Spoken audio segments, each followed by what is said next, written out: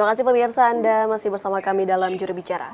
Pemirsa, pemerintah Republik Indonesia tengah mengajukan proposal ataupun guideline ini untuk penyusunan pedoman melawan berita palsu ataupun disinformasi dan telah berdiskusi dengan antar negara ASEAN. Kita masih membahasnya bersama dengan Dirjen IKP Kemenkominfo, Bapak Usman Kansong.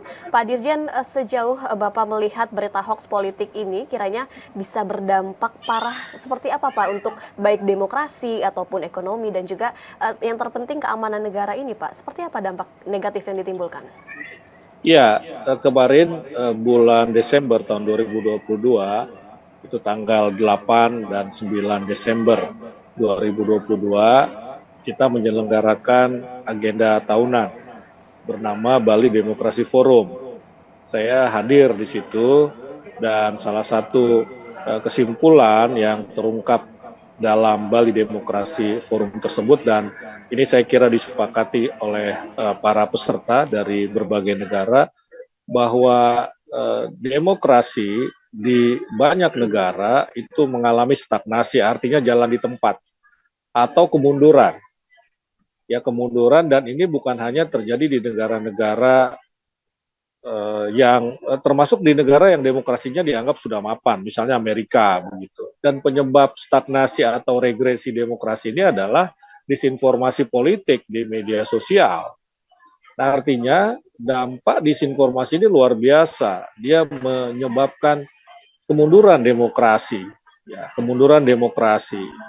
Kemudian secara politik yang lebih parah lagi, ya, kemunduran demokrasi ini salah satu indikatornya adalah terjadinya polarisasi di masyarakat. Ya, sebagai contoh di Amerika waktu Pilpres 2020 ya, 2020 itu karena adanya disinformasi yang mengatakan pemilu presiden di Amerika curang, maka pendukung salah satu kandidat ini kan menyerang Kongres, ya, menyerang gedung Kongres, dan ini menyebabkan beberapa orang meninggal, bahkan ya banyak yang luka. Artinya apa? Ini memunculkan kerusuhan, ya, kerusuhan itu ketidakstabilan, ya, ketidakstabilan politik.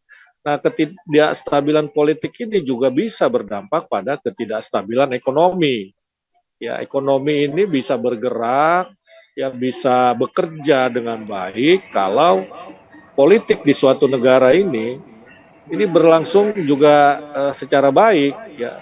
Kalau politiknya ini tidak stabil, maka bisa memunculkan instabilitas ekonomi begitu. Nah, karena itu kenapa bagi kita penting, ya, penting untuk memerangi disinformasi, terutama disinformasi politik, untuk mencegah polarisasi, untuk menjaga demokrasi kita, dan juga karena dengan terjaganya demokrasi dan tidak terjadi polarisasi, maka akan tercipta stabilitas politik. Stabilitas politik ini akan menciptakan stabilitas ekonomi begitu.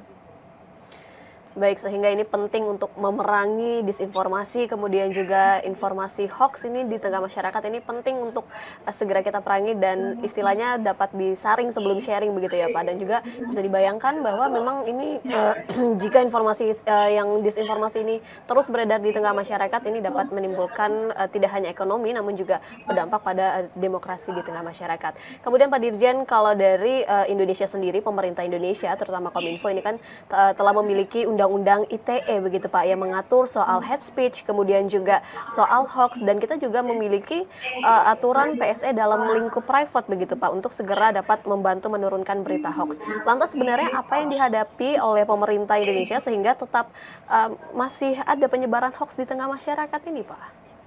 Ya, ya, saya kira kita tetap harus berupaya, ya.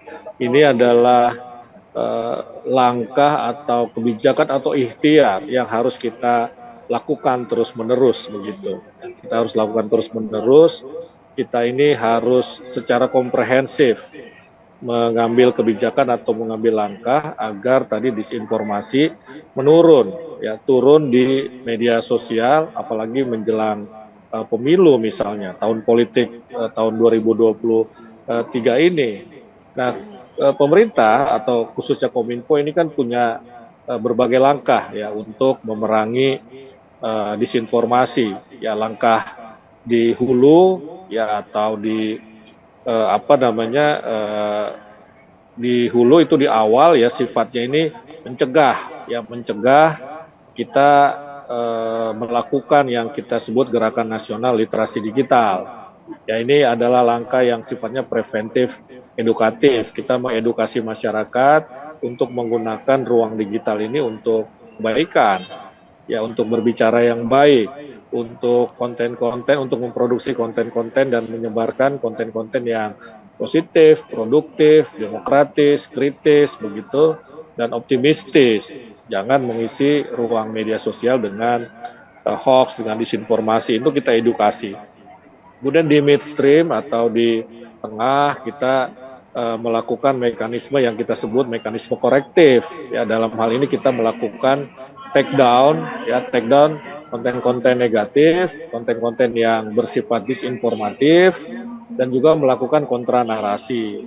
Nah di hilir di ujung baru kita melakukan ya di apa namanya downstreamnya, begitu kita melakukan apa yang kita sebut law enforcement, ya penegakan hukum. Ya kalau memang ini sudah pada tingkat ya hoaxnya ini, disinformasi ini sudah pada tingkat yang keterlaluan sampai melanggar aturan yang ada, maka ini bisa kita lakukan penegakan hukum. Nah karena itu menjelang pemilu ini Indonesia Kominfo bekerja sama dengan Bawaslu, dengan KPU, dengan aparat penegak hukum seperti Polri misalnya. Nah, langkah-langkah yang sudah kita terapkan selama ini bisa kita bagikan. Ya, pengalaman yang sudah kita lakukan, kita hadapi dalam memerangi disinformasi ini bisa kita bagikan ke negara-negara ASEAN.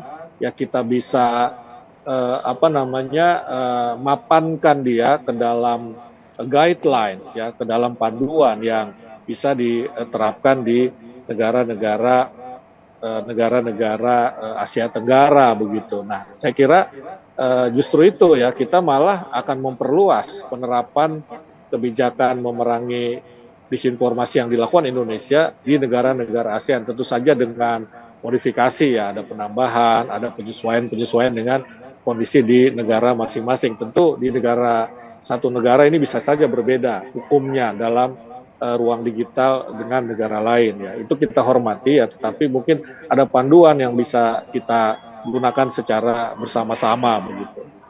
Ya, penanganan hoax juga memerlukan kolaborasi dari berbagai pihak, baik dari pemerintah maupun dari platform digital, dan pemerintah ini berperan dalam regulasi dan pengawasan tentunya. Dalam hal ini yang telah dibawa, isu ini yang telah dibawa ke ASEAN ini agar dapat menjadi acuan bagi negara ASEAN begitu dalam mengembangkan tentunya panduan ataupun strategi penanganan hoax di negara masing-masing begitu Pak Dirjen.